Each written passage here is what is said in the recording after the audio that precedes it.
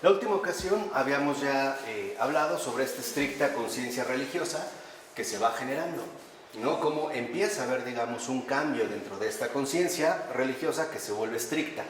Esto, por ejemplo, lo podemos ver si acudimos a ejemplos del campo de la moral sexual, ¿no? Aquí, digamos, sería como un terreno que nos permite todavía distinguir más este tipo de énfasis que se va poniendo, ¿no? Por ejemplo, en la Edad Media se toleraba la prostitución. Fíjense, es curioso, ¿no? Pero en la Edad Media se toleraba esta prostitución, que parecía, o digamos, se toleraba, porque se consideraba que era un cierto remedio razonable contra el adulterio y la violación. O sea, digamos que para evitar el adulterio, ¿no?, directamente, o la violación, se permitía o se toleraba la prostitución para, ante todo, evitar consecuencias nefastas posteriores, ¿no? Era, digamos, como una especie de desahogo, vamos a decirlo así, de estas cuestiones. Incluso el Concilio de Constanza, concilio en parte ecuménico, que se celebra en Constanza, ahora que es el Gran Ducado de Baden, desde el 5 de noviembre de 1414 al 22 de abril del 18, y sus 5 sesiones generales se dedicaron a 3 propósitos principales dentro de este concilio: la extinción del llamado cisma de Occidente, la reforma del gobierno y de la vida de la Iglesia y la represión de la herejía. Incluso este concilio, por ejemplo, al realizarse en esta ciudad, organizó burdeles temporales para la gran cantidad de participantes que acudieron a la ciudad. O sea, era una forma, vamos a decirlo así, de canalización, ¿no? Acuérdense esto de la estructura y la antiestructura. No estaba todavía este frenesí desbocado por la cuestión del orden.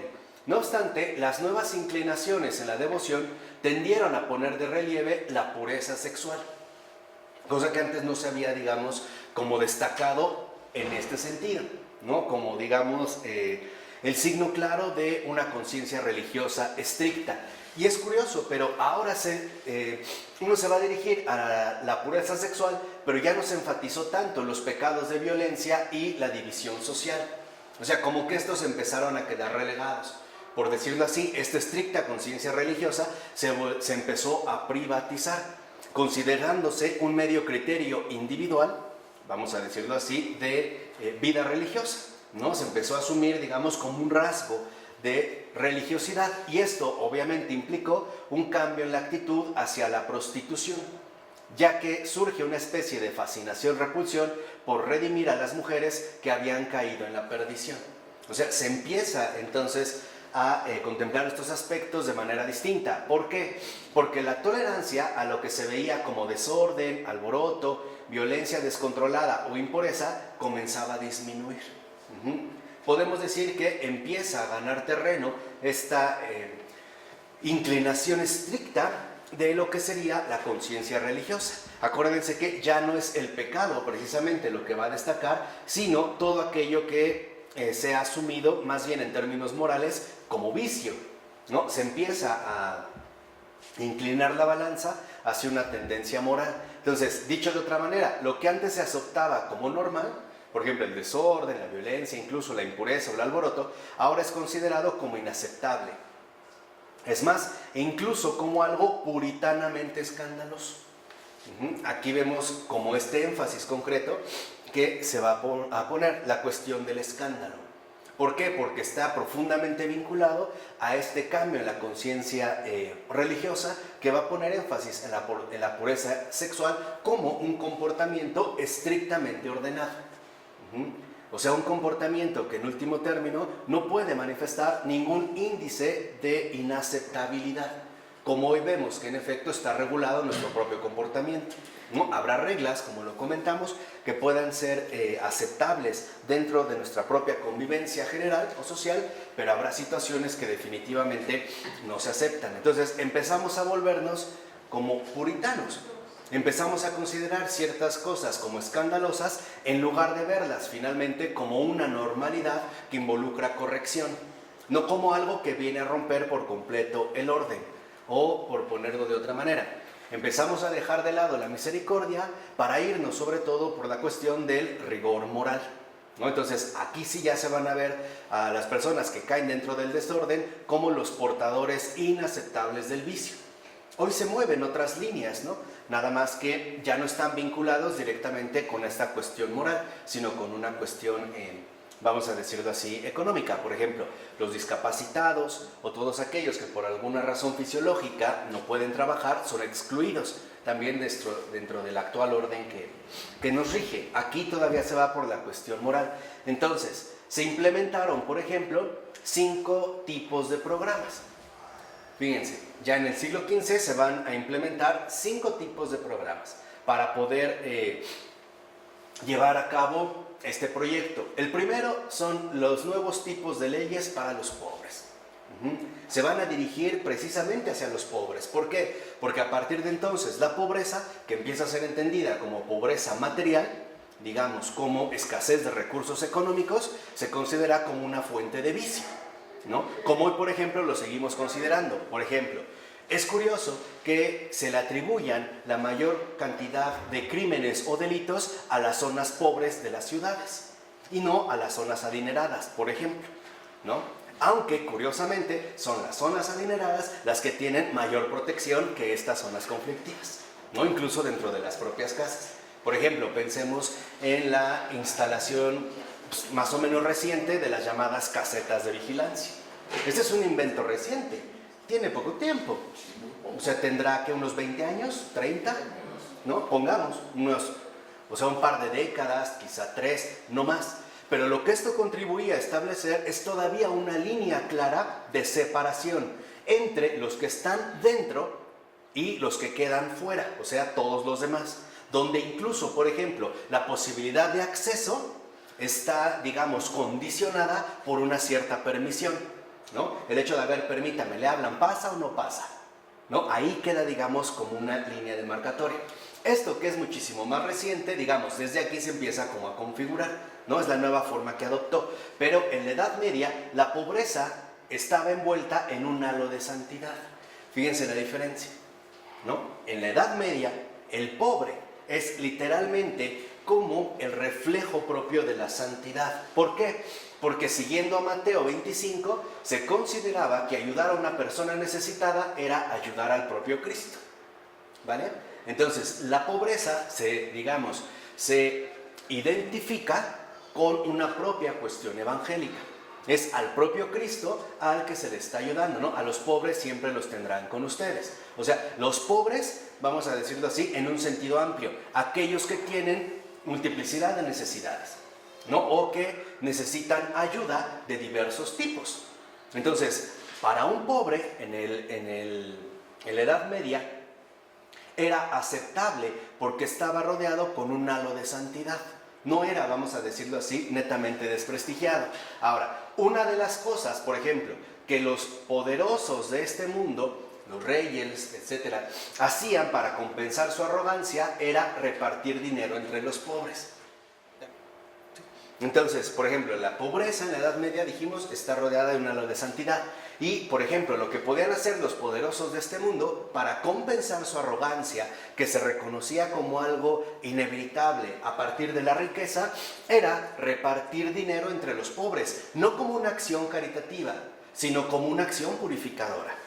Dicho de otra manera, en la Edad Media, el pobre ayuda al rico, no como hoy suponemos que es el rico el que ayuda al pobre. No, en la Edad Media estaba claro que en realidad el que más sale ganando es el rico, porque a través del pobre él puede purificarse, por ejemplo, de su arrogancia, de sus vicios, de su orgullo, su soberbia, etcétera, etcétera, etcétera, ¿no? Es algo, por ejemplo, que va a poner como muy al descubierto San Juan de Dios, este loco de Cristo. Y además, en el siglo XV, por ejemplo, en parte como resultado del aumento de la población, que ya explicamos, y de la pérdida de cosechas y de una afluencia cada vez mayor de indigentes a las ciudades, se observa ahora un cambio radical de actitud, ¿no? Mientras esto había prevalecido en la Edad Media, la cuestión de identificar santidad con pobreza y el hecho de que los pobres son realmente los que ayudan a los ricos, en el siglo XV, por estos fenómenos, se da un cambio de actitud. Ahora se adoptan leyes para los pobres, cuyo principio es distinguir tajantemente entre aquellos que pueden trabajar y aquellos que genuinamente no tienen otro recurso más que la caridad. Entonces, ¿qué quiere decir? Que a partir del siglo XV, lo mismo que hoy, con otros criterios, pero en principio es lo mismo, se empieza a catalogar a los pobres en términos enteramente laborales, ¿no? Por ejemplo, hoy no es nada raro que si una persona pide dinero, alguien le diga que se ponga a trabajar, ¿no? O sea, porque lo consideramos como alguien que está desperdiciando la posibilidad de adquirir su propia manutención, ¿no? Su propio ingreso. ¿A través de qué? De los criterios laborales. Entonces, los que definitivamente no podían trabajar, por ejemplo, tullidos, mutilados, discapacitados, etcétera, bueno, se los toleraba nada más, porque no les quedaba otro recurso más que la caridad. Pero todos aquellos que pudieran trabajar, órale, lo tenían que hacer. Ya no vemos que ahora entonces ya la santidad ya no está vinculada a la pobreza, sino que ahora va a empezar a quedar vinculado la cuestión laboral, la capacidad para trabajar, ¿no? Que es algo que, por ejemplo, hasta los propios nazis emplearon. Este criterio de selectivo era qué tan apto era todavía para poder realizar ciertos trabajos. Los que no, pues eran eliminados de inmediatamente, ¿no? De inmediato. ¿Por qué? Porque ahí la caridad no estaba presente. Pero el criterio es, digamos, el mismo. Entonces, los primeros, fíjense, los que pueden trabajar son expulsados, son expulsados de la ciudad o puestos a trabajar por una paga muy baja. Lo mismo que en estos tiempos, ¿no? Podemos decir que comienza la explotación laboral y a menudo incluso estas cuestiones laborales se dan en condiciones sumamente severas y deplorables. Recordemos que las grandes reformas en el ámbito laboral aparecerán hasta el siglo XIX y eso a finales, en gran medida, aquí sí hay que reconocerlo, fomentadas o fortalecidas por los presupuestos teóricos de Marx. Por ejemplo, la fundación de sindicatos, esto sí, ¿no? Aunque yo creo que Marx jamás imaginó que los sindicatos se iban a volver verdaderos nidos de vicio, pero sí era favorecer las condiciones laborales. ¿Por qué? Porque no había límites para el trabajo. O sea, no estaba la distinción entre población infantil o mediana. Lo importante es, puedes trabajar, trabaja. Ponte a trabajar. No había, como hoy podemos decir, gastos médicos o prestaciones o cosas por el estilo. No había absolutamente nada. Y las condiciones en las que laboraban eran realmente severas y deplorables, al grado de que muchas personas, justo por el hecho de empezar a trabajar tan jóvenes, morían pronto por las condiciones en las que estaban. Por ejemplo, todavía, claro, y en general también en las cuestiones agrícolas. Por ejemplo, bajo ciertas condiciones, una jornada laboral era literalmente de sol a sol. Esta era la medida, no estaba que 8 horas con hora de comer, nada, era de sol a sol. Así tuvieras 6 años, 6, 7, 8, 20, 30, 40, podías trabajar, lo tenías que realizar. Entonces, aquellos que, por ejemplo, sí podían trabajar, se les va a empezar a catalogar de holgazanes, como hoy en día, por eso van a ser expulsados. Ya no se les ve, digamos, este halo de santidad, simplemente como unos zánganos o unos parásitos. Y a los pobres, incapaces de trabajar, es decir, de contribuir al buen orden social, que es lo que en último término está en juego, sí hay que proporcionarle ayuda, pero en condiciones estrictamente controladas. ¿Qué quiere decir? Que entonces ahora, por ejemplo, la caridad va a empezar a ser sustituida, por decirlo así, por un cierto apoyo, nada más. Por ejemplo, dice Taylor, en estas condiciones estrictamente controladas, muchas veces se incluyen el confinamiento en instituciones muy parecidas a las cárceles, ¿no? Eran, digamos, una especie como de albergue, donde a las personas se les va a colocar porque se les tolera, porque no pueden trabajar, definitivamente no lo pueden hacer, pero dentro de esta tolerancia se les va a ayudar de manera estrictamente controlada. Por ejemplo, comidas deficientes, dándoles de comer, pero muy deficientemente, y dándoles aquí sí lo mínimo necesario. Por ejemplo, un techo o algún lugar donde poder dormir o descansar. Al grado de que incluso dentro de estas ayudas hay un control estricto, ¿no? Empezarán a ser en este caso relegados. Incluso se hacen esfuerzos para rescatar a los niños de la mendicidad. ¿Cómo? Enseñándoles un oficio. Entonces los niños pobres que vemos en la calle los vamos a tomar y les vamos a enseñar un oficio. ¿Para qué? Para que se conviertan en miembros útiles e industriosos de la sociedad. ¿Sí lo vemos? Este cambio radical que se va gestando. Entonces, asimismo, el pobre, el indigente, ahora va a ser sometido a una nueva evaluación. ¿Qué es lo que se evalúa en el pobre? ¿Se esmera? ¿Merece que lo ayuden o debe ponerse a trabajar por cuenta propia? Que son los mismos criterios que hoy adoptamos, ¿no? Si vemos a un joven pidiendo dinero, generalmente no le daremos, porque lo evaluamos con estos criterios. Realmente podría ponerse a trabajar, está perdiendo el tiempo, está de holgazán, etcétera, etcétera, etcétera. Entonces nuestra conclusión es: no merece que lo ayuden, ¿no? Si vemos una persona que definitivamente no puede trabajar, lo ayudaremos, pero lo ayudaremos porque no tenemos otra opción, porque ya es, digamos, como la última opción que nos quedaría.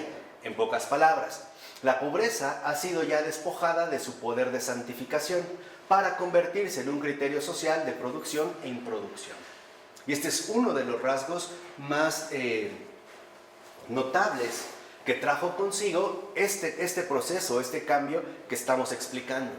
Dicho de otra manera, mientras antes, en la Edad Media, los pobres son aquellos que viven rodeados de un halo de santidad y se reconoce la pobreza un medio claro para la santificación. Pensemos todavía en un San Francisco de Asís, que pasa incluso una pobreza radical. Ahora ya no. Ahora literalmente la pobreza se va a ver como un estorbo dentro de la nueva sociedad que se está configurando. Entonces la pobreza va a ser evaluada ya con criterios distintos que tienen que ver con cuestiones comerciales. Básicamente la cuestión de la producción y la improducción. Dicho de otra manera, ahora los pobres ya no son vistos a través de la santidad, sino a través de la economía, que empieza a ganar terreno con los criterios comerciales que van a ir en incremento cada vez más. ¿De acuerdo? ¿Vamos? Entonces, dicho brevemente, con esta evaluación se buscaba obtener de ellos lo máximo posible por el menor precio posible. ¿Cómo lo hacemos? Justamente como se realiza. Entonces, aquí podemos ver un factor que incluso el propio Papa Francisco ha destacado: la cantidad tan enorme de injusticias sociales que posee nuestra sociedad moderna, nuestra sociedad actual. ¿Por qué? Porque en pocas palabras explotamos al necesitado. Literalmente lo explotamos, porque al no quedarle otro recurso, entonces le damos ciertas condiciones laborales, pero jamás adecuadamente o justamente retribuidas, ¿no? Al grado hoy tan sofisticado de que la mayoría de gente joven, cuando empiece a trabajar, lo hará por un cierto salario reducido, pero sin ningún tipo de apoyo o garantía extra, ¿no? Sabemos que ya no hay prestaciones o cosas, o antigüedad o algo que le respalde, ¿no? Dicho de otra manera, se empieza a evaluar a través de una cuestión del desamparo. Entonces, lo que hacemos dentro de estos criterios es explotar al necesitado. Así de sencillo. Entonces, ¿puedes trabajar? Ok, al menos te voy a dar algo. Por eso hoy vemos como dentro de estos criterios, todas las personas que se dedican a un trabajo doméstico son las que menos ganan, aunque sean las que más trabajen o hagan más trabajo. O en una empresa, los obreros, digamos, los más necesitados, curiosamente son los que menos ganan, ¿no? Aquí es donde se va dando esta inversión. Entonces, en los asilos para pobres, por ejemplo, ¿no? Ya en esta reforma que se da, se ponía a la gente a trabajar para producir lo que fuese necesario para su propia economía, o sea, para su propia subsistencia, hilando lana, por ejemplo. Y de esta manera pagaban su propio sustento y hacían además un aporte a la sociedad. Claro, vas a estar, lo que te decía, ¿no? Tolerado en un cierto espacio, por ejemplo en un asilo, pero aún estando ahí te pones a trabajar, de tal manera que entonces, por ejemplo, lo que vayas a vestir, tú lo vas a producir, y el excedente, ¿no? O lo que sobre, entonces se podrá realizar o se podrá emplear bajo ciertas transacciones comerciales, o sea, vender. De tal forma que, digamos, que él mismo, ¿no? Ponía la mano de obra para su propia subsistencia. ¿Qué quiere decir? Que ahora en realidad la caridad desaparece. ¿Qué viene a ocupar su lugar? La productividad. Ese es el énfasis que hoy ponemos, ¿no? O sea, ya no nos vamos a guiar por la caridad, sino por la productividad que las propias personas pueden realizar. Lo mismo que hoy vemos, por ejemplo, en las cárceles, ¿no? Hay prisioneros, presos, que en efecto elaboran ciertas mercancías para poder vender y poder contribuir a su propia subsistencia, desde bolsas hechas latas de refresco o tapas o cosas por el estilo, imágenes, pinturas, qué sé yo, pero la idea es que en ningún momento se conviertan en alguien improductivo, sino que siempre se mantengan bajo el orden estricto de la sociedad que se está, en este caso, generando, ¿no? Entonces, esta ayuda estaba organizada en torno a un rigor instrumentalmente productivo.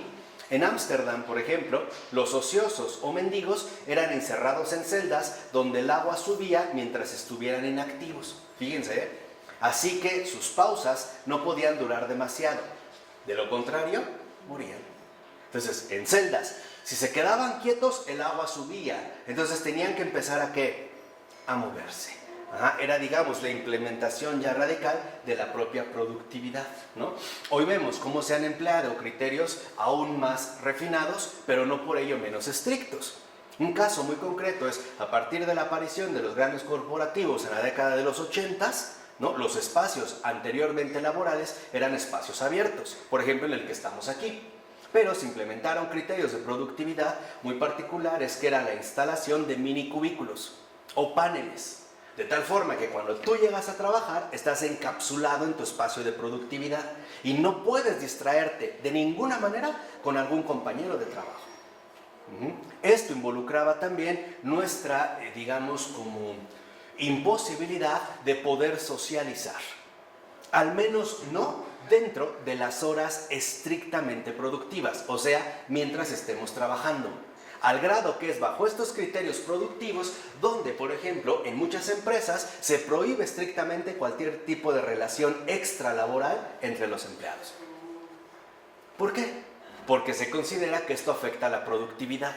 Ejemplo, si se hacen novios y se pelean, puede ser que entonces haya problemas en la actividad productiva, ¿vale? Como hoy en día se sigue manejando.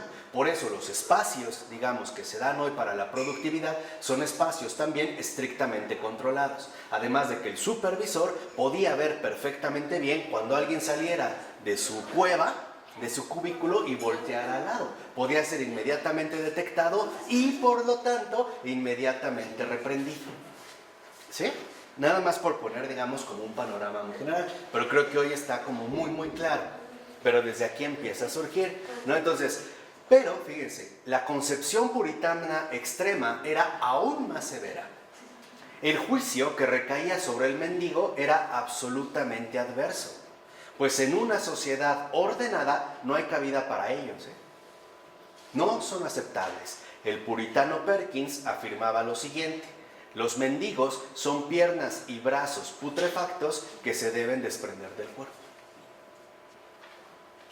Muchos de nosotros también tenemos esta inclinación, aunque no la reconozcamos abiertamente, pero sí los podemos llegar a considerar una molestia. Por ejemplo, el salir y encontrar siempre a este mendigo o a este pobre pidiéndote una moneda en el mismo lugar, en el mismo horario en el que tú pasas. Nos empieza a resultar, de cierta forma, una carga.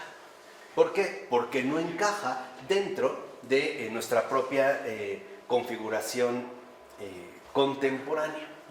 Por ello es que también veremos cómo, sobre todo en los países europeos protestantes y más aún puritanos, la sociedad tenía que verse reflejada sobre todo por una erradicación de la pobreza, que también en gran medida es una de las campañas que hoy están como muy vigentes dentro del orden o a nivel mundial, ¿no? Siempre hablan de erradicar la pobreza, y erradicar la pobreza, y erradicar la pobreza.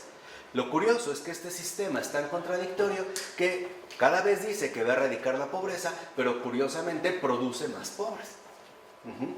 Y produce más y más pobres, ¿no? Ya Zygmunt Bauman nos había explicado cómo somos una sociedad de los desechos humanos, ¿no? Hay una sobreproducción de desechos, es decir, hay una sobreproducción de pobres en todos los sentidos, ya no solo económicamente, sino también, por ejemplo, emocionalmente o socialmente o psicológicamente.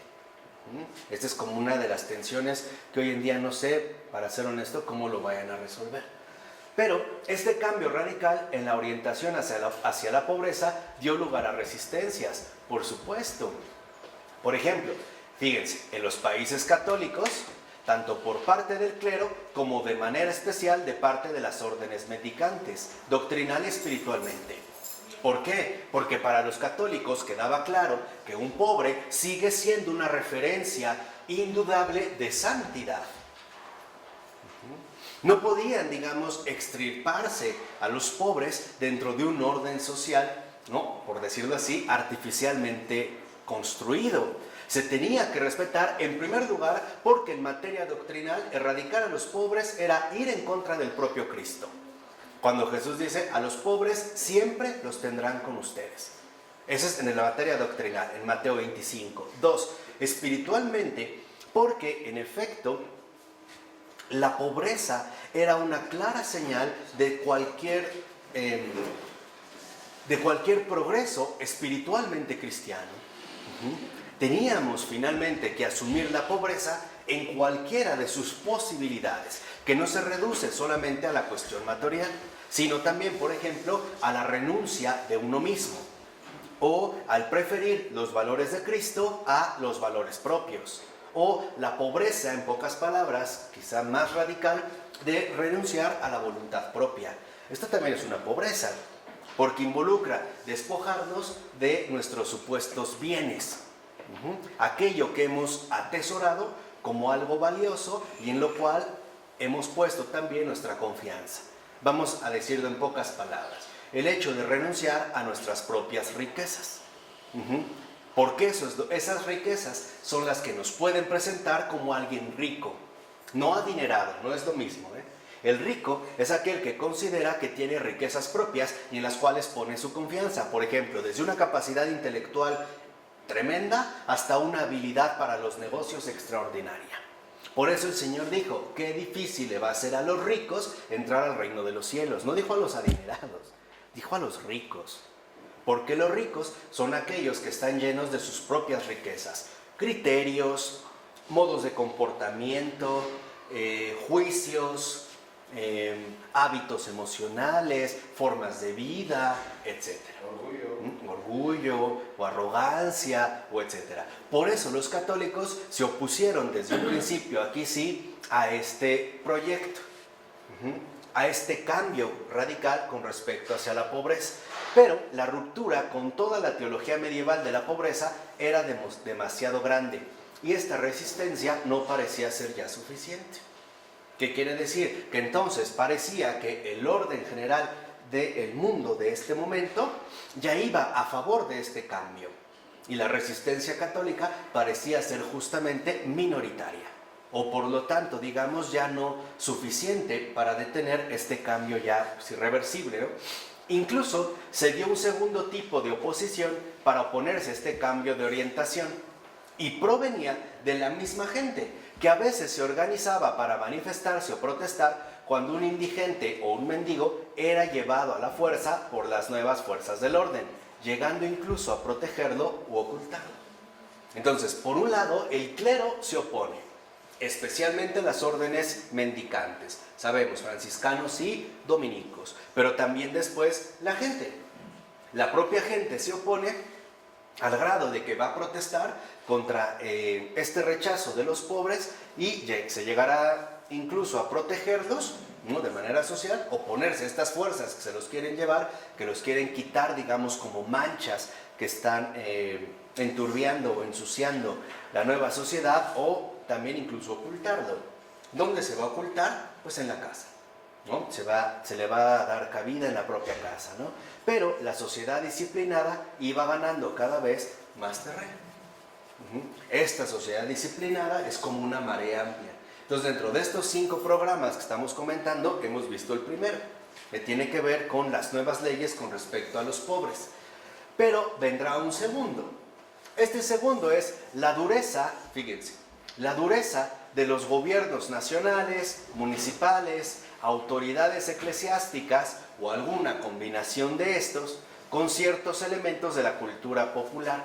Por ejemplo, los desfiles con ollas y sartenes, el carnaval, las fiestas del desgobierno, los bailes en las iglesias, etc. O sea, las cuestiones de antiestructura. Entonces, uno de los rasgos que se empieza a destacar es la dureza. Por ejemplo, lo que antes era considerado normal, y en lo que todos estaban dispuestos a participar, como este tipo de fenómenos, ahora parecía completamente condenable y en cierto sentido perturbador.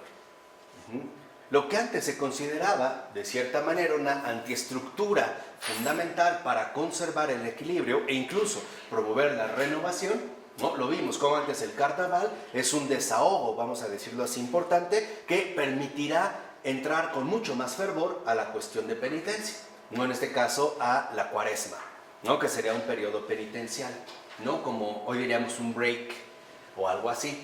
Hoy sabemos que este tipo de paréntesis o descansos no están permitidos, ¿no? Al grado de que vemos una sociedad completamente laboriosizada.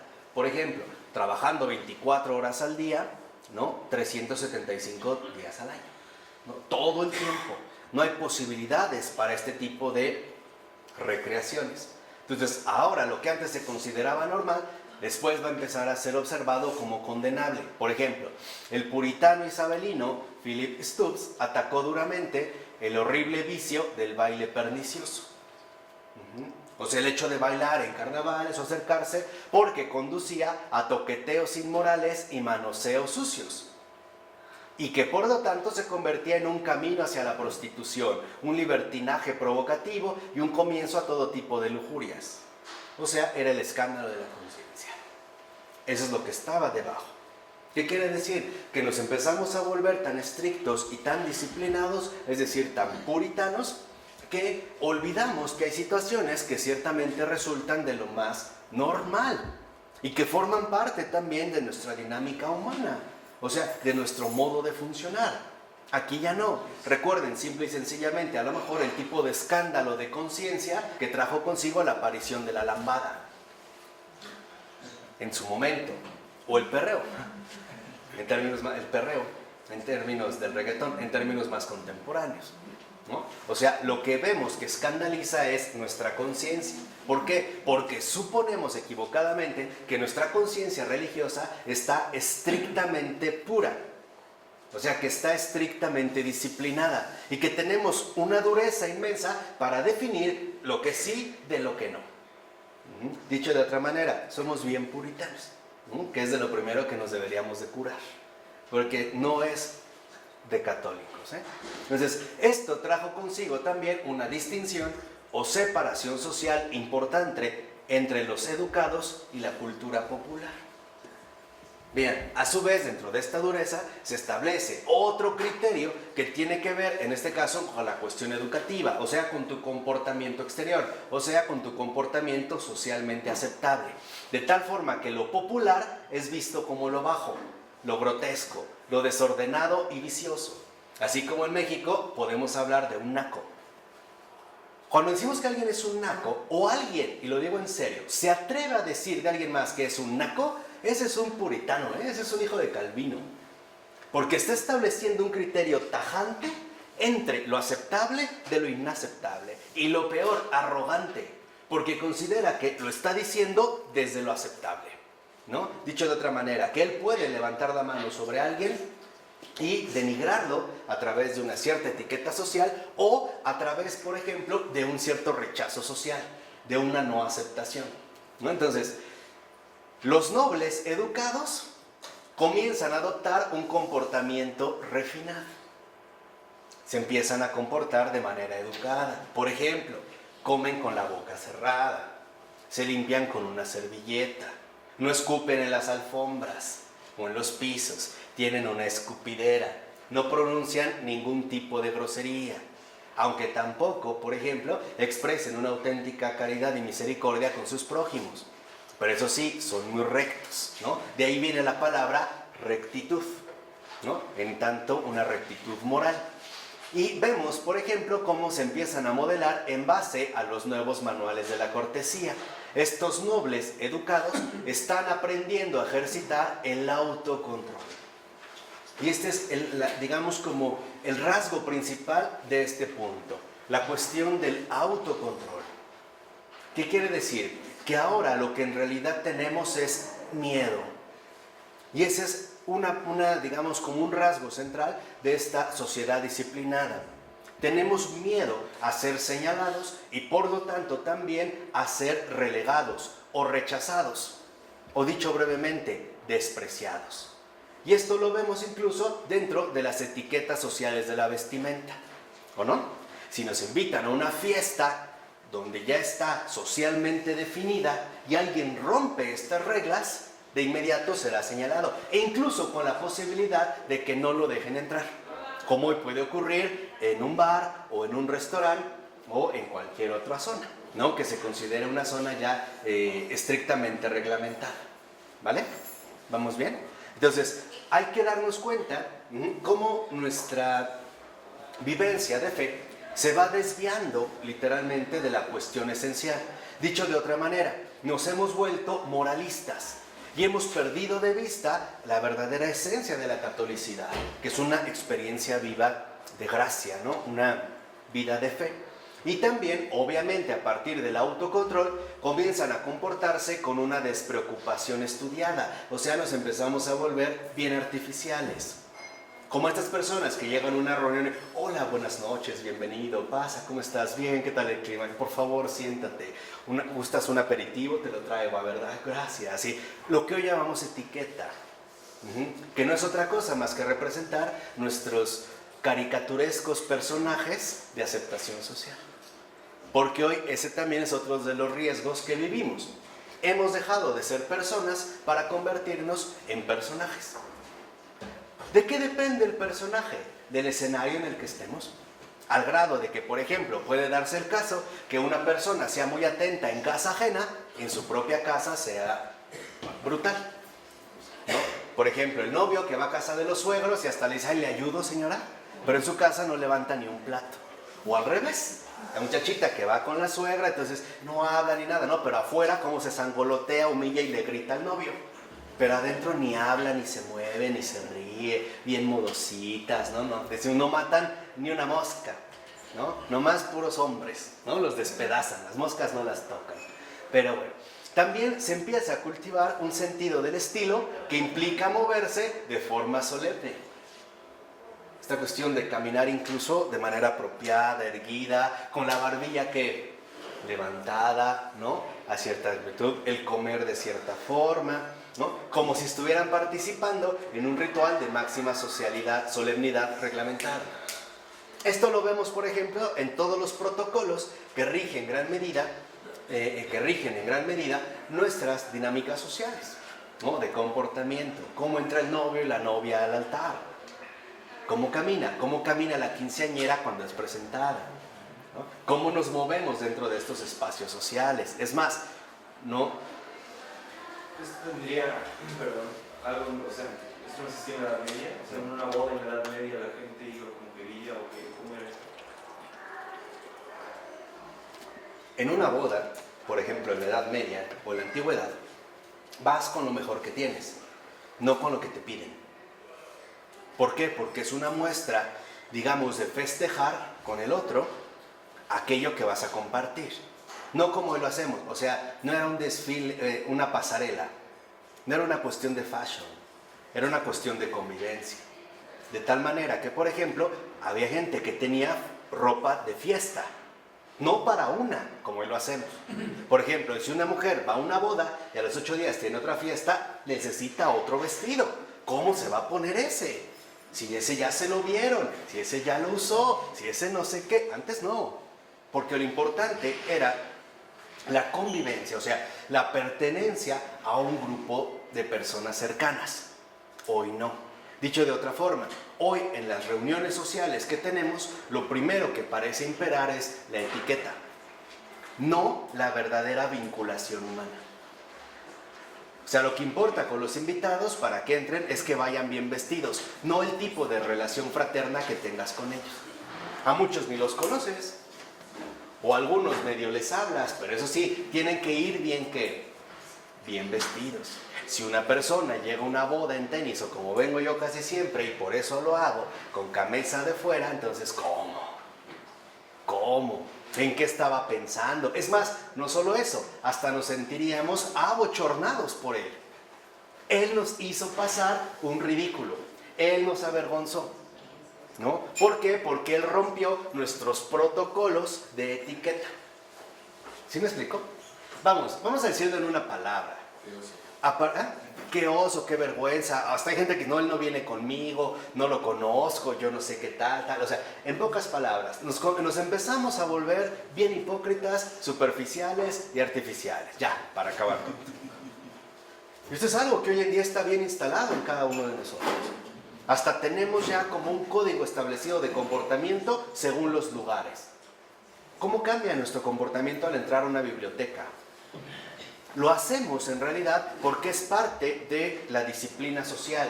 No lo hacemos por caridad. Una cosa es saber, por ejemplo, que si yo entro a una biblioteca, voy a guardar silencio porque el otro es lo que requiere. O sea, en síntesis, hoy no obramos pensando en el prójimo. Hoy obramos de manera mecánica tratando de cuidar nuestra reputación, es decir, nuestra aceptación. Y así nos hemos vuelto bien esclavos. Desde los llamados lamezuelas, que ya llegan al extremo, hasta los tímidos que tienen miedo a que se les vaya a decir algo, a que lo van a criticar, a que no lo van a aceptar, a que no sé qué tanto, porque nos hemos vuelto estrictamente disciplinados, ¿no?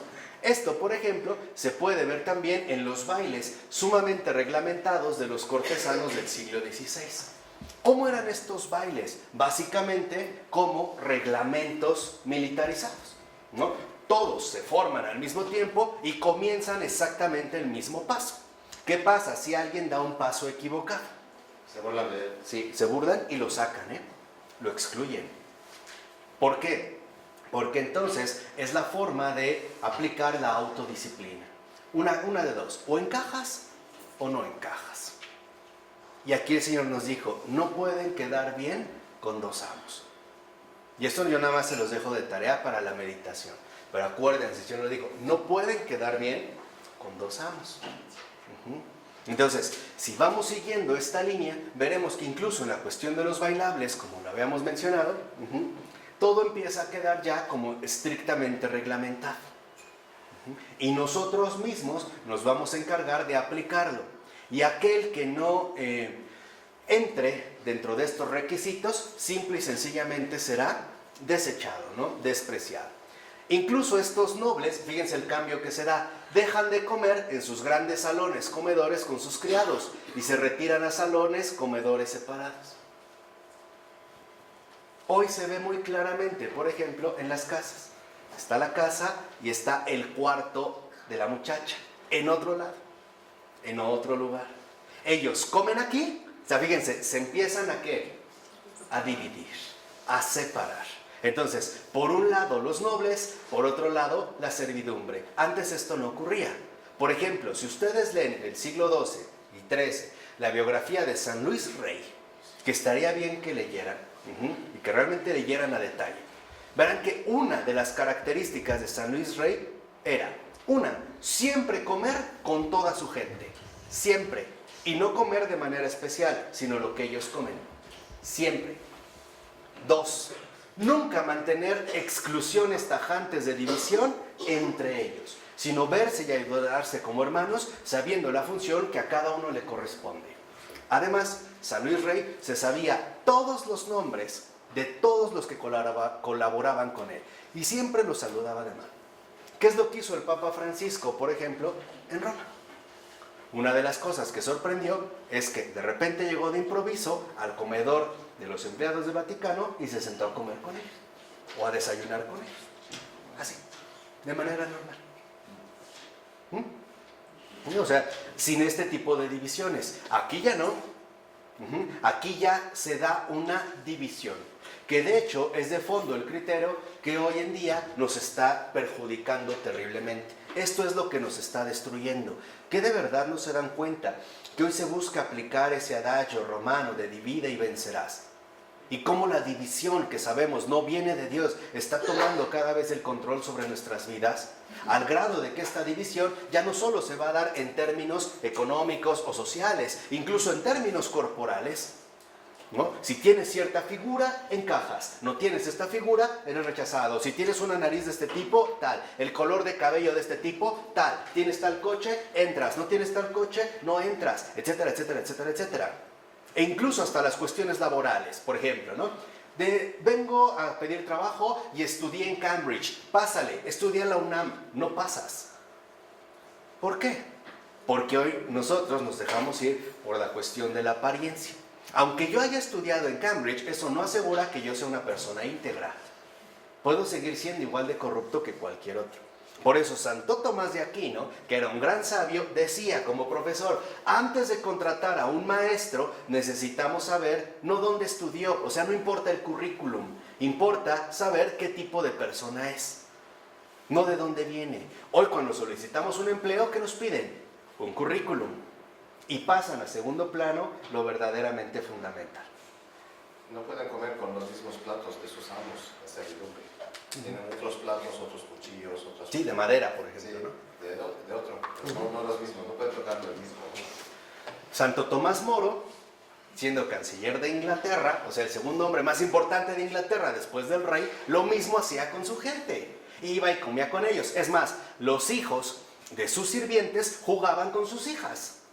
Y al momento de comidas o celebraciones estaban juntos. En los momentos de oración oraban ¿qué? Juntos. Y no era de que, bueno, entonces a ellos vasos desechables, a ti de cristal. No, todos ¿qué? Parejos, todos parejos, ¿no? También incluso se aprenden estos nobles, educados, refinados, o sea, los socialmente exitosos, a hablar y escribir correctamente, con arreglo a reglas formales del buen estilo y dejan de emplear términos que usan los artesanos y campesinos.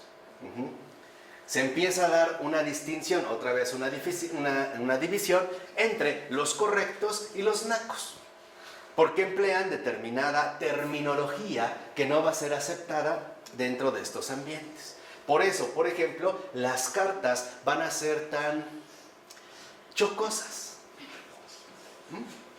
melosas, o sea, porque van a estar ya, digamos, como al mismo tiempo reglamentadas, ¿no? Sobre todo si leemos a lo mejor algunas cartas en los siglos XVII y XVIII, veremos cómo estas frases están artificialmente elaboradas. ¿Por qué? Porque forman parte del buen estilo, ¿no? Entonces, el ideal de civilidad implicó serios intentos de suprimir y rehacer la cultura del pueblo. ¿Qué es entonces lo que se busca? Eliminar las culturas populares a través de esta tensión de refinamiento. En tercer lugar, o el tercer programa, tiene que ver que durante el siglo XVII estos dos tipos de acciones quedaron subsumidos en un tercer tipo: los intentos de las estructuras estatales en desarrollo con tendencia absolutista o dirigista. Con esto se busca configurar por decreto el bienestar económico, educativo, espiritual y material de sus súbditos en interés del poder, pero también en interés del llamado progreso en base a un Estado ordenado y sumamente organizado. Entonces vemos cómo en un primer lugar lo que parece destacar, dijimos, son las leyes que se dirigen a los pobres. En un segundo lugar, las cuestiones de la corrección. Y aquí lo que vemos es que ahora se va a convertir en una cuestión, o el tercer programa, en una cuestión más bien política. Por ejemplo, el ímpetu para esta actividad estuvo dado por la situación que siguió a la Reforma Protestante. O sea, en la que el gobernante de cada territorio debía ocuparse de la reorganización de la Iglesia en los territorios protestantes y de imponer la conformidad con este ímpetu de reorganización en todos los territorios. Para los países protestantes, lo fundamental es que la reorganización de la Iglesia se viera también traducida en una reorganización total de la sociedad. Así aparece el Polizeistaat, o Estado policial, que viene derivado del término polisei, o sea, de polis en griego, una cuestión de civilidad. Tenía la connotación, uno, de la administración en el sentido más amplio. Ahora, ¿quién va a administrar todos los recursos? El Estado. Pero no solo los recursos económicos, también los recursos educativos, espirituales, etcétera, etcétera, etcétera.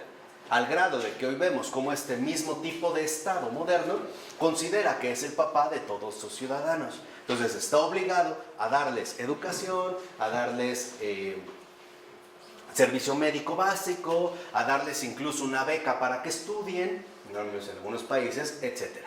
¿No? Entonces, esta administración involucra tanto los medios como los procedimientos institucionales necesarios para asegurar la existencia pacífica y ordenada de quienes habitan tanto en el propio territorio como en toda la tierra. Entonces, bajo el pretexto de una existencia pacífica, ahora el Estado va a pasar precisamente a tomar el control de las cosas. Va a ser realmente el administrador, al grado de que hoy sabemos que el Estado, incluso, es algo ya sabido, es el que administra la justicia, es parte del Estado, incluso es el que declara las sentencias, ¿no? O sea, el Estado es el que va a decir, en pocas palabras, o va más bien a decidir quién es culpable, quién es inocente, quién literalmente recibirá una condena aunque no haya cometido delito, o quién saldrá libre o no tendrá que pagar ningún tipo de pena aunque sea terriblemente culpable. Lo define el Estado en este tipo de términos. Entonces, para el Estado policial civilizado, la sociedad debía ser disciplinada, pero con el objetivo de inducir en los miembros de dicha sociedad la autodisciplina, pues esto era parte fundamental del ideal de civilidad. O sea, esta dinámica del autocontrol, que es lo que hemos visto. ¿Cómo? A través de aprender a comportarnos correctamente. Desde el modo de caminar, el modo de vestir, el modo de hablar, el modo de escribir, el modo de comer y, básicamente, en pocas palabras, nuestro desenvolvimiento social. Así que con esta disciplina se podía abarcar cada vez más estratos amplios de la población. Ya no iba a quedar reducida a un cierto ámbito, sino que a través de esta autodisciplina se podía llegar básicamente ¿a qué? A todos, que era lo que buscaba la reforma, justamente. Pero a medida que nos acercamos ya al siglo XVIII, los fines de la legislación procuran cada vez más incorporar las ideas de la Ilustración, poniendo un énfasis creciente en los aspectos productivos y materiales de la actividad humana en nombre de los beneficios que ello implicaría para los individuos y para la sociedad en su conjunto. O sea, a medida que esto se va desarrollando y nos vamos acercando al siglo XVIII, ahora el Estado policial busca incorporar de lleno las ideas de la Ilustración, que son ideas que en efecto tienen ante todo como principal propósito las nociones de incremento o desarrollo productivo, o sea, laboral y material. En este caso sí, económico. Por ello vemos como una de las armas preferidas de los ilustrados fue la enciclopedia. ¿Qué pasa en el caso de la enciclopedia? Y esto es algo que Alasdair MacIntyre ha destacado. Pasan dos cosas. En un primer lugar, la enciclopedia es un privilegio que no va dirigido a todos. Sabemos que en realidad las llamadas buenas enciclopedias son carísimas y no cualquiera tiene acceso a ellas. Segundo, lo que se buscaba con la enciclopedia, así tal cual, era sustituir las viejas Biblias en las casas por nuevas enciclopedias. Si antes la gente ordenaba su vida en referencia a la Biblia, ahora que la Biblia sea quitada y que en ese hogar se cuente con una enciclopedia. De tal forma que entonces también la Ilustración lo que busca es sustituir el Evangelio por los conocimientos ilustrados. Al grado de que, por ejemplo, quizá cualquiera de nosotros en su casa tuvo por lo menos una enciclopedia que nunca usó, que nunca aprovechó, que nunca utilizó, pero eso sí, muchos tomos y carísima. Y unos empastados preciosos, libros rojos, verdes, aterciopelados, ocupando un espacio en un librero que literalmente era un espacio muerto, ¿no? A lo mucho 2, 3 trabajitos de la secundaria o de primaria, unas referencias, los dibujitos, las gráficas, y nunca las volvimos a tocar. Entonces, lo que vemos es que sí hay como un empeño por erradicar por completo cualquier presencia cristiana, por ejemplo, al interior del hogar de una Biblia, y sustituir la referencia básica de conocimiento o de organización a partir de la enciclopedia. pero a la cual no todos tendrán acceso. Ahora bien, lo que hizo posibles estas reformas sociales fue el desarrollo de estructuras de gobierno efectivas, o sea, organizadas, impregnadas del espíritu y la disciplina civilmente correctos.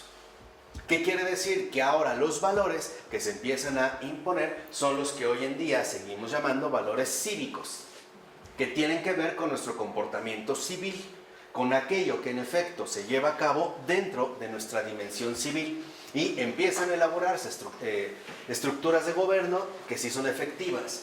¿Por qué son efectivas? Porque están organizadas. Tienen esta organización cuya eficacia será por ir descubierto poco a poco. A su vez, lo que hacía posibles estas estructuras era una combinación de disciplina y dedicación, lo cual, por ejemplo, permitió a Prusia recaudar más dinero y entrenar más soldados que cualquiera de sus rivales.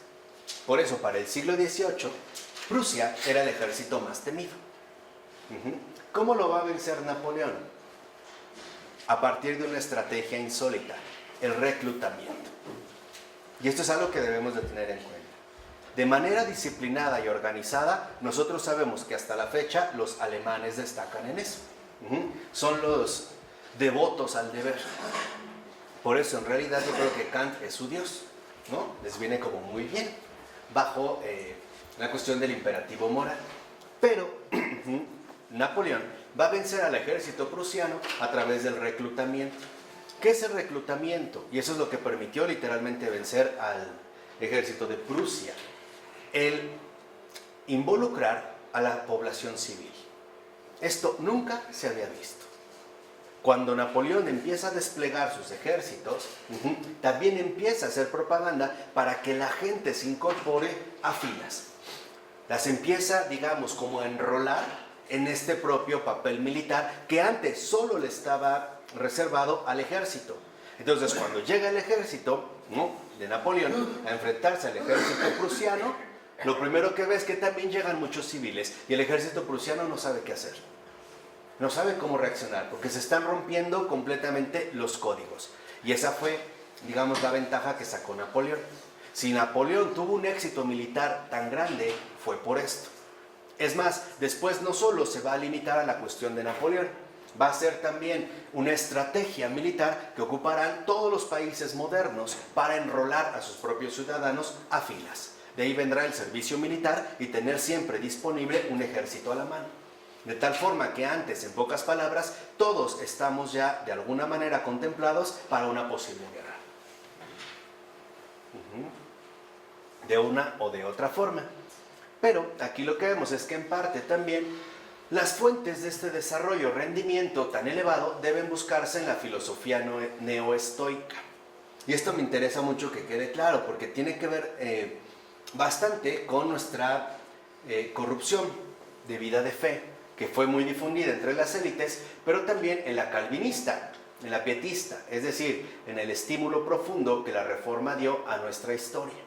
Esto propició entonces la proliferación de formas de disciplina o procedimientos plenamente regulados, donde el ejército es su más clara expresión, pues asimismo promovió nuevas modalidades de entrenamiento militar, cuyos principios pasarán a aplicarse después en escuelas, hospitales y más tarde también en fábricas. Por ejemplo, cuando fuimos a la escuela desde pequeños, se nos enseñó la formación y la uniformación. Todos vestidos con el mismo uniforme, todos tomando distancia o haciendo honores a la bandera, marchando, ¿no? Se nos empieza a militarizar. También en las cuestiones de los hospitales. Todo va a estar, digamos, como diseñado para no romper esta disciplina. Después también en las fábricas. Podemos decir, como hoy en día, que también incluso en las empresas.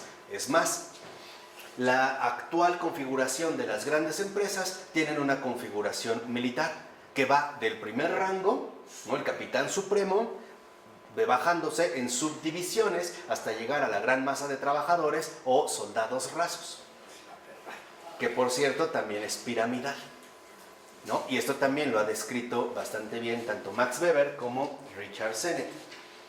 Pero digamos que lo que me interesa mucho aquí en estos puntos que hemos visto es ver cómo se va dando un cambio gradual pero muy enfático en la conciencia religiosa hacia la cuestión de la corrección. Y cómo esto va a traer consigo precisamente cambios notables en nuestra propia comprensión, ¿no? Sobre todo también en las nociones de la autodisciplina.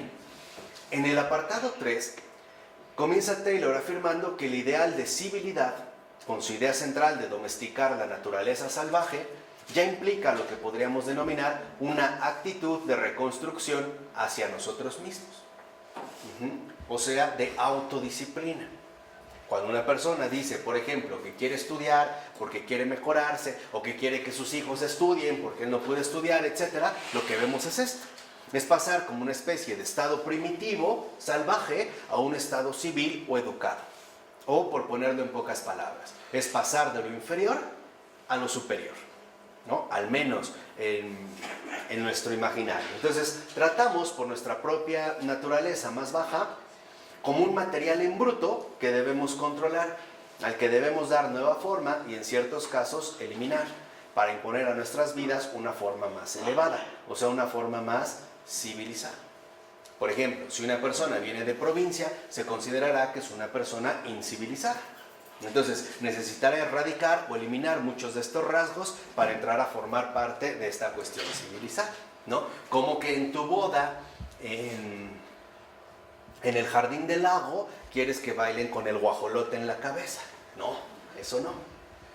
Eso sería incivilizado. No, que te pongan un torito ahí. No, eso no. Eso no. Tiene que haber una orquesta, ¿no? Dada, particular, no rompiendo estos protocolos.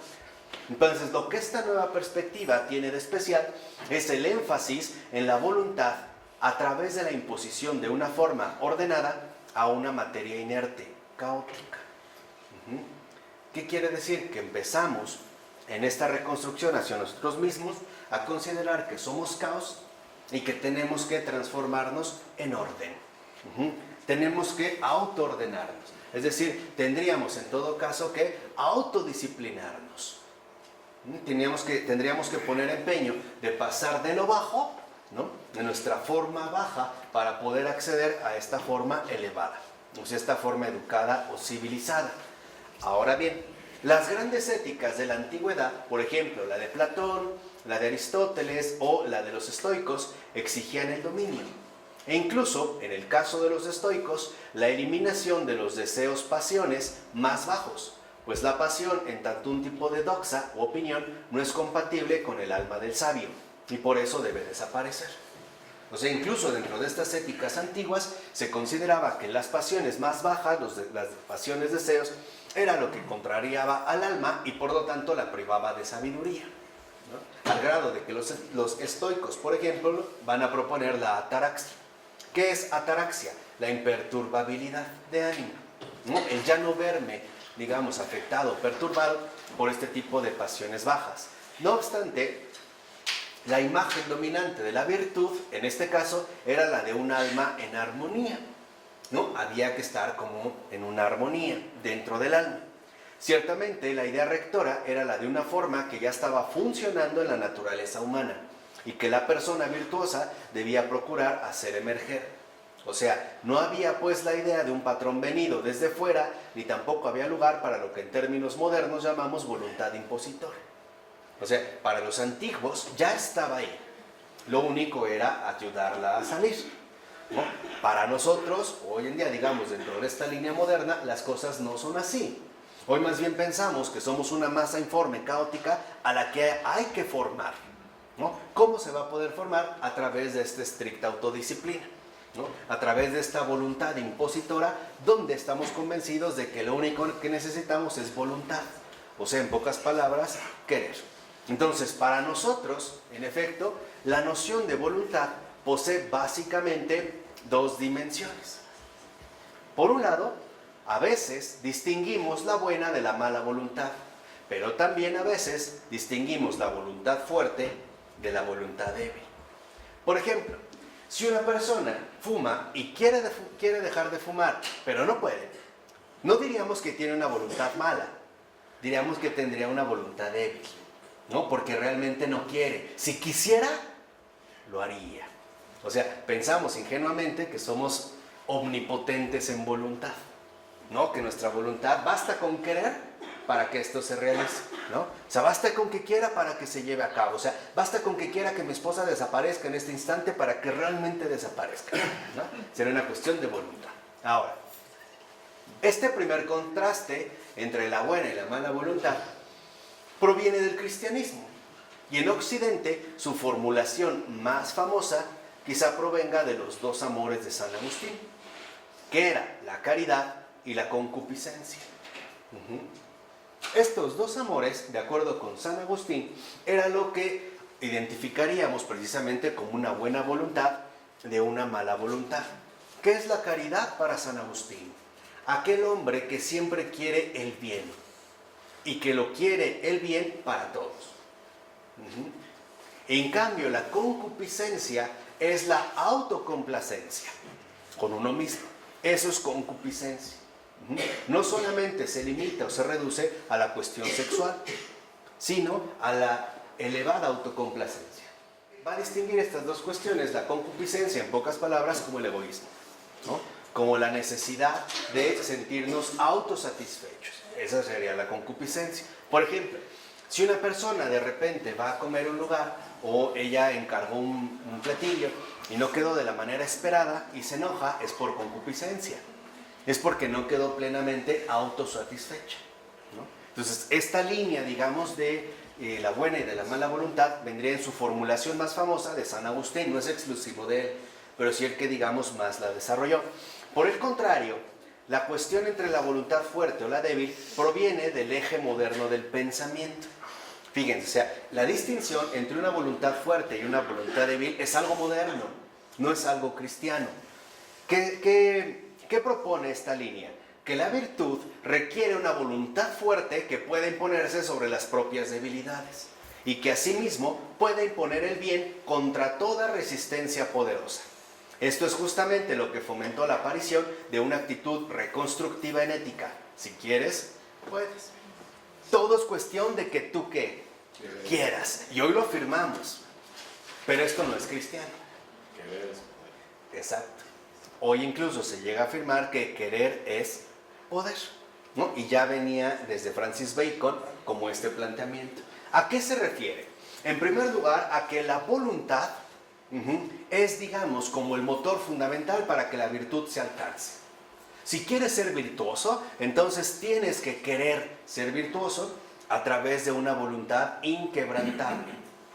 Vamos a decirlo así, a través precisamente de superar todos los vicios dentro de esta línea del querer, ¿vale? De tal forma que suponemos que a través de la voluntad nos ponemos sobreponer a nuestras propias debilidades. Algo así como decir, no quiero, y entonces no se hizo. No todo está en la voluntad. Por eso cuando una persona recae, lo que le decimos es que no tuvo voluntad, o que realmente no tenía voluntad, que realmente no quiso, ¿no? O por ejemplo, si el novio no va a casa de la novia, ella le puede decir, claro, es que si de verdad hubieras querido, aquí hubieras estado. Se lo vuelve a atribuir a la ¿qué? A la voluntad. O sea, pensamos que nuestra voluntad humana es omnipotente y que se puede sobreponer a cualquier circunstancia. O sea, dicho en otro término también fundamental, tal parece que ya no nos importa tanto la gracia. Vamos a decirlo concretamente, la intervención de Dios en mi vida, ¿no? Ahora todo depende de mí. Y de mí, especialmente, de mi voluntad. No sé si esto queda claro, esto es vital, pero vital para que entendamos esta degradación en nuestra experiencia de fe. Ahora consideramos que Dios, claro, me va a ayudar, pero que en último término quien lo va a realizar soy yo. ¿Cómo lo voy a realizar? A través de mi voluntad.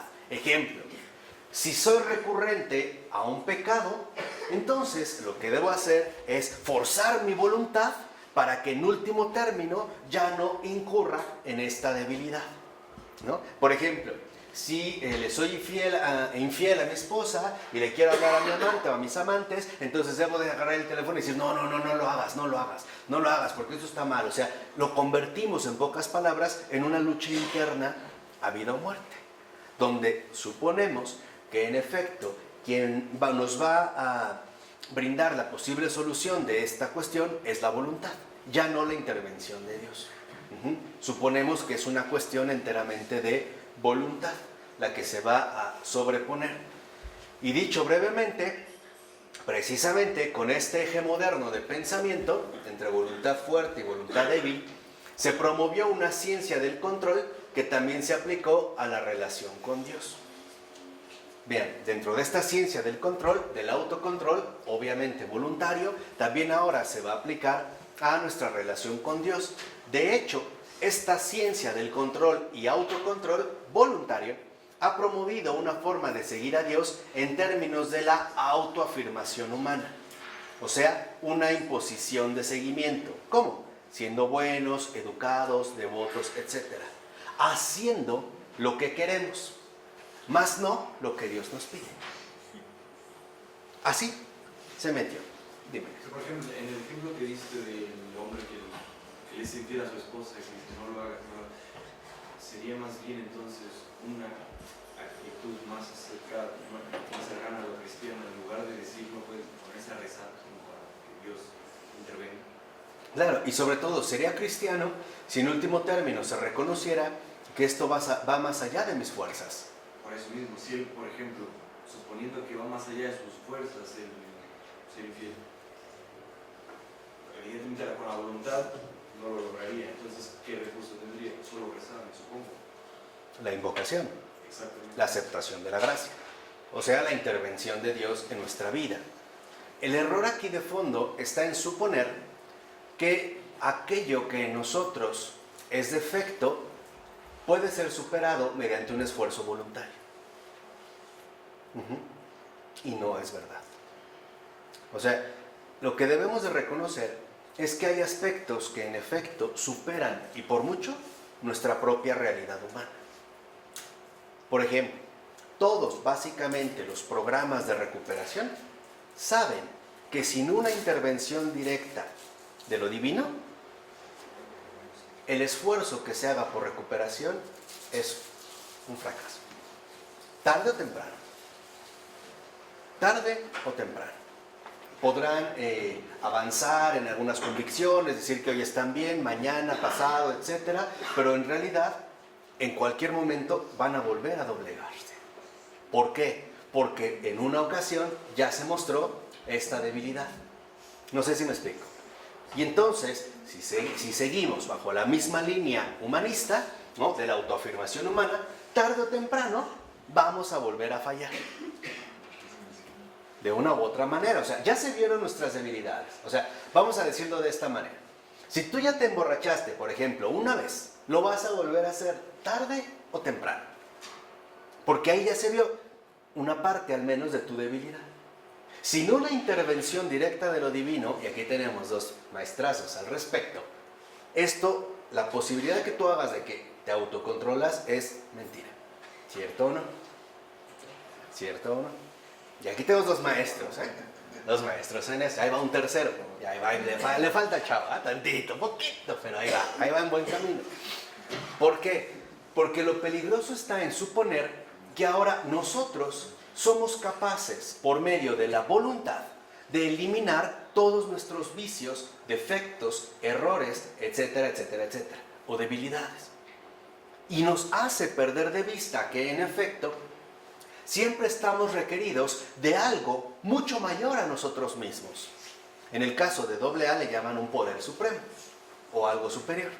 Pero es el reconocimiento de que por ti mismo no puedes. O sea, el reconocimiento de la derrota, o primer paso, ¿no? Por ahí va. O sea, el saber que pues no puedo. Entonces, al llevarlo de esta forma, lo que en efecto vemos es que esta ciencia del control y del autocontrol también va a involucrarse en nuestra relación con Dios, de tal forma que consideraremos que ahora nosotros le vamos a imponer a Dios cómo lo vamos a servir. ¿Cómo le voy a servir? Como dijimos, siendo bueno, muy educado, muy recto, muy devoto, rezo diario el rosario, hago no sé qué tantas oraciones, la oración de la mañana, la oración de la tarde, mando mensajes, mando otros mensajes, recibo cadenas, pido, oro, menos lo que Dios me está diciendo. Hago todo, menos lo que Él quiere. Este es el punto central. Ya habíamos dicho en una ocasión que lo que importa no es lo que yo hago, es lo que Dios me pide a mí. Eso es lo central. Yo puedo hacer 1001 obras devotas, pero si literalmente no es lo que Dios me está pidiendo en mi vida, no sirve absolutamente de nada. Es como un castillo de arena. En cualquier olita, eso se va a venir ¿qué? Abajo. Entonces, aquí hay una imposición de seguimiento. Ahora, nosotros hemos decidido voluntariamente qué camino es el correcto. Ahora nosotros resulta que en efecto somos los que le imponemos a Dios nuestra voluntad. Mira qué bueno soy, voy diario a misa, o rezo diario tantas cosas, voy a un asilo, voy a tal lugar, visito a un enfermo, es más, soy ministro extraordinario de la Eucaristía, se la llevo a los enfermos y no sé qué. La pregunta es, ¿realmente es esto lo que se me pedía o no? Aquí hemos olvidado que el primer paso para realizar la voluntad de Dios es receptivo, es ser receptivos, pasivos. Antes de hacer la voluntad de Dios, primero tengo que entender qué es lo que me pide. Si no, no. Haga lo que haga. Esto es lo peligroso, porque con esta ciencia del control y del autocontrol, ahora nosotros, por voluntad, queremos imponerle a Dios nuestro seguimiento. ¿Cómo te voy a servir? Pues de esta forma y de esta otra forma. O haciendo esto y aquello. O realizando esto y lo otro y qué sé yo. Por eso es que en efecto es fundamental que nosotros destaquemos, por un lado, el peligro que hay si seguimos bajo esta autoafirmación humana. Debemos entender que la devoción, el alma verdaderamente devota, es el alma verdaderamente dócil a nuestro Creador. Ese es el alma devota, No es el que reza día y noche, no es el que hace enormes ayunos, porque puede ser que lo haga por pura arrogancia propia, por querer demostrar la capacidad que tiene para sobresalir aún en eso. Cuidado con ello, porque si nosotros estamos imponiendo la forma de seguimiento, estamos errando el camino. Estaríamos precisamente como equivocándonos de forma sustancial. Por ello es que en lugar de imposición de seguimiento, deberíamos cambiar la imposición por la docilidad. Como tanto nos ha enseñado Ratzinger, Balthasar, Florensky y prácticamente todos los que hemos visto aquí, Adrián von Speyer. Lo que nos han insistido es docilidad. Y es esta docilidad la que aquí se ha perdido. Es esta docilidad la que ha quedado, digamos, como sustituida por el control y el autocontrol voluntario. Quiero poner un ejemplo muy llamativo, que es como una situación contemporánea. Si sucede una catástrofe nacional o internacional, de inmediato hay cadenitas de mensajes en las redes sociales. Y creemos que es nuestro deber entrar a esta, ¿cómo llamarse? Consolación o devoción o apoyo. Aunque en mi vida ordinaria desprecia a los demás, explícita o implícitamente. Dicho de otra manera, ahora tal parece que la devoción se reduce a las situaciones extraordinarias. ¿Que de verdad necesitamos un huracán, un terremoto, una inundación para invocar misericordia a este país? ¿Para dirigirnos al Padre de los cielos? ¿Que de verdad necesitamos solo este tipo de signos para considerar que entonces creamos una comunidad devocional solidaria? Esa no es devoción. Esa no es la verdadera devoción. ¿Qué es eso? La devoción, pues no es más que una, pues igual, ¿no? Seguir parte de una línea o entrar a formar parte de una línea de seguimiento que así como entra, así se va. Borreguismo, diría. Pero Pues es inercia. ponen velas, prenden velas, empiezan a rezar, es noche de vela, consuelan, lloran. Claro. Es parte de lo que estás hablando, ¿no? Sí, pues es como pues un mero ritual, ¿no? Una cuestión enteramente pasajera. Porque con esto es con lo que voy a acabar en la clase de hoy, y es muy en serio. Un huracán puede hacer enormes daños, pero nunca hará más daño que un alma perversa. jamás. Nunca, ¿eh? Un alma perversa, es decir, un alma no fiel a Cristo, a ese sí hay que tenerle cuidado. Ese es verdaderamente un arma súper destructiva, porque arruina vidas, destruye familias, corrompe almas.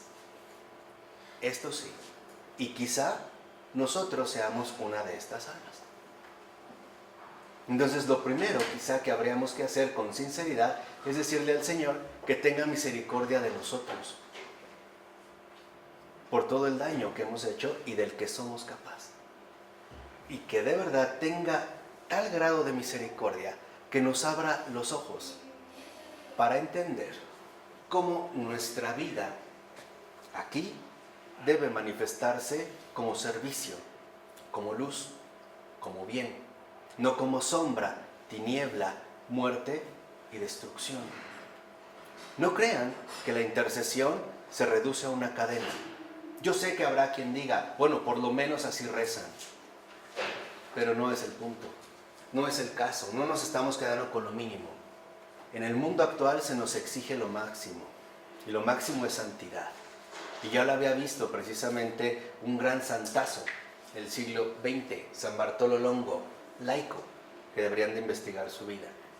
Y decía, en estos momentos, en estas circunstancias, solo se nos exige lo máximo, solo se nos permite lo máximo, santidad. Si no hay santidad, no hay absolutamente nada. Hasta Jacques Maritain, como filósofo, en uno de sus textos dijo en el siglo XX, el cristianismo del siglo XXI en el que vivimos o será de santos o no será nada. Y este es un punto central al que debemos de irnos. No depende de la cantidad de oraciones que se junten en una circunstancia. Depende de la verdadera docilidad que nosotros hemos manifestado ante el Señor para que se realicen los grandes milagros. ¿De acuerdo? Vamos a dejar esto. En nombre del Padre, del Hijo y del Espíritu Santo.